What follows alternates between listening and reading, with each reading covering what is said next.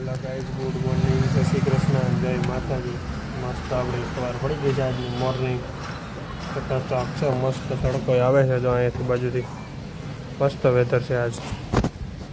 અને ઓફિસ જવાનો ટાઈમ થતો આવે ધીમે ધીમે આપણે રેગ્યુલર મુજબ જે હાલે છે. તો આવું નવું કંઈક કરતા રહી તો કંઈક આગળ હા પ્રગતિ. હમણાં વહેલો ટાઈમ કરી નાખવાનો. અત્યારે તો હજી થોડો મંદિરનો માહોલ છે એટલે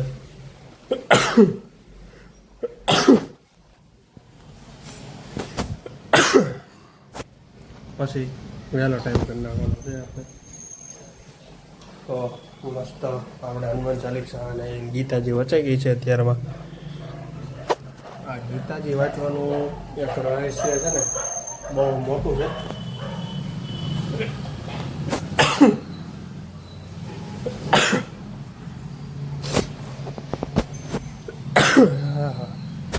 અત્યારમાં કેમ સિક્કો વેગી ગઈ ખબર ન પડી મને.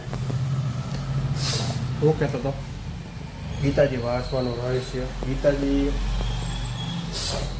હું એક મારે ફ્રેન્ડ છે, એ પહેલાં ક્લિનિકમાં જોબ કરતા. ત્યારથી એ લોકો એની ગીતાજી છે ને એની બેગમાં જ રાખતા. અને ફ્રી ટાઈમ મળે ત્યારે એ ગીતાજી વાંચતા. અને મને ઘણીવાર કહેતા કે ગીતાજી વચાય તો સારું એમ. અને એણે એવો નિયમ લીધો હતો કે 11 વાર ગીતાજી વાંચવાની એમ. એટલે પૂરી થઈ ગઈ હતી. મને બહુ પ્રોપરલી ખબર નથી શું હોય હવે, પણ એનું કંઈક આયોજન હતું મસ્ત. ત્યારથી હમણાં સુધી તો મેં વાંચી નહોતી જાય ગીતાજી.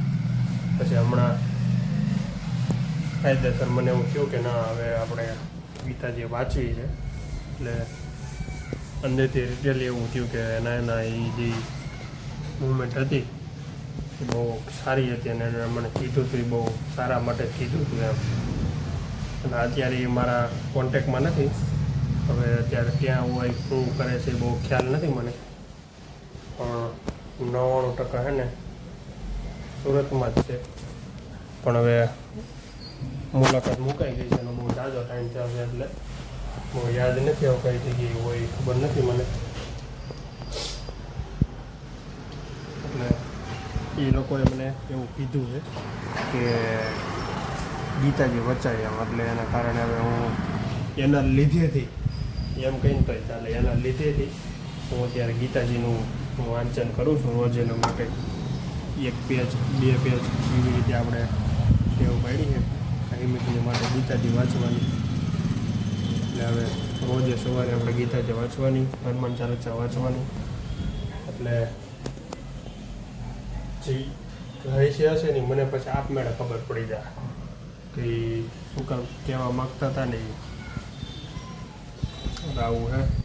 પણ જ્યારે કહે ને ત્યારે આપણને ન ખબર પડે. પછી એ વ્યક્તિ આપણી પાસે ન હોય ને ત્યારે થોડીક એને ઓલું થાય કે ભાઈ નાના ઓલા વાત કરતા હતા એ હોય સાચી એમ. એના જેવું છે બધું. બાકી તો વેધર છે બહુ જોરદાર અત્યારે. જો મસ્ત વરસાદી વાતાવરણ છે. આવશે નહીં પણ એવું લાગે. તો હવે આપણે જાશું ઓફિસ બાજુ. બાકી તો આપને ખબર જ છે જે છે આ ભગવદ્ ગીતા છે આપણા માટે. અને દ્વારકાવાળો કરે એ બધું ઠીક એમ સમજીને જીવન આગળ વધારવાનું. એટલે એમાં કાંઈ પછી આડું આવે નહીં. અને મોજે દરિયા એના જેવું ફીલ કરવાનું. આ વાંચ્યા પછી થોડુંક મને અંદરથી જ એવું થયું કે બહુ વસ્તુ સારી છે એમ. કે ખરેખર વાંચવી જ જોઈએ એમ. બધાને નાના મોટાને ટૂંકમાં વાંચતા આવડતું હોય ને ત્યાંથી તો બધા લોકોને ઠેઠ સુધી. પછી આપણે આના વાંચનના પાઠ કરીએ પછી કાંઈ ફેર પડે નહીં. એ કરતાં અત્યારે જે આપણી પાસે ટાઈમ છે ને ત્યારે આની વાંચનનો ટાઈમ પસાર કરી લેવાય, વાંચી લેવાય શાંતિથી. મોબાઈલમાં રીલ્સો જોવી, કલાક બેસવું, 2 કલાક બેસવું. એની કરતાં તમે 2 પાનાનું કાયમી વાંચવાનું ચાલુ કરો તો બહુ મજા આવે એવું છે. મને આવી વ્યક્તિએ કીધું હતું, મેં વાંચી નહોતી.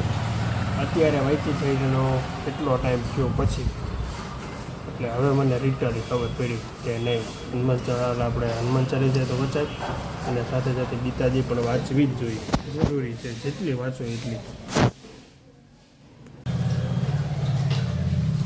આ કોઈને આવવા ન દિયારો, જો વાં આવ્યો ગયો પાછો, બે બધા બાઈક છે હતા. એ આ હે કબૂતર છે કે નહીં આવડવા, એ કોઈ બીજાને ન બેહવા દે, પોતાને એકને જ બેહવાનું. અહીંયા એક આવ્યું ને તેને ભગાડી દીધું એમ.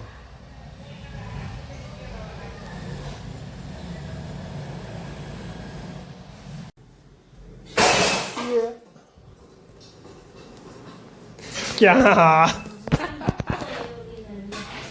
બધી ઢોરી નાખી, હાવ એટલે હાવ પૂરી કરી. કબૂતર બેઠા બારી, ગરમી ના એવી આવે છે અમારે, કેવા મસ્તીના બેઠા છે.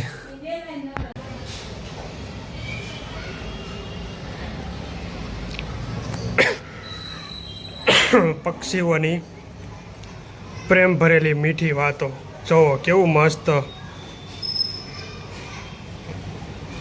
વાતચીતું કરે છે પક્ષીઓ.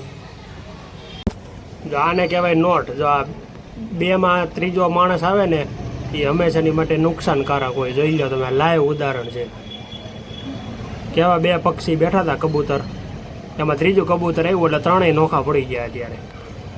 એટલે આવું છે ભાઈ, એમ જેવું આવી સેમ પોઝિશન માણસના જીવનમાં પણ છે કે જ્યારે બે માણસ, બે વ્યક્તિ એક સાથે હોય ને ત્યારે અમુક એવા આવારા તત્વો આવા આવી જાય, એના કારણે છે ને એ માણસોને પણ છે ને નોખું થવું પડે.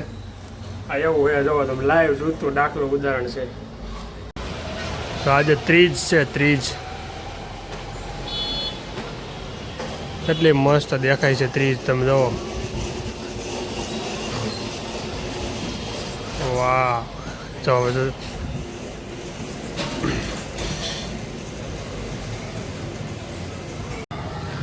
ક્યાં જવું છે? હે, તો રમવું નથી તો ક્યાં જવું? નથી રમવું હવે?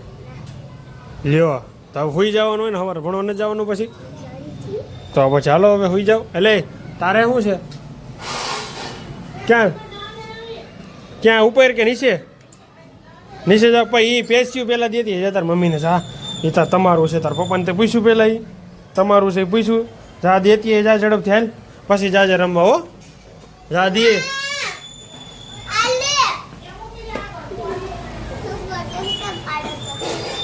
રમવાનું છે તમારે? હે, તો ખાલી બે છે અહીંયા બે? હે, શું રમે કે તો ખરી? હે જસ્મી, હું રમીશ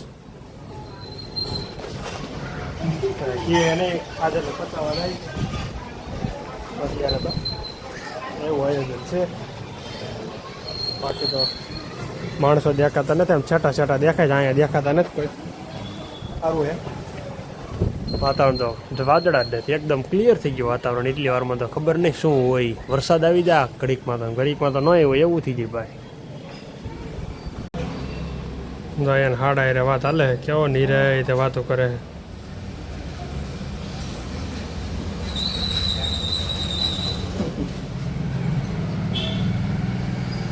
ગામડે જવાનું છે આ ભાઈને, એટલે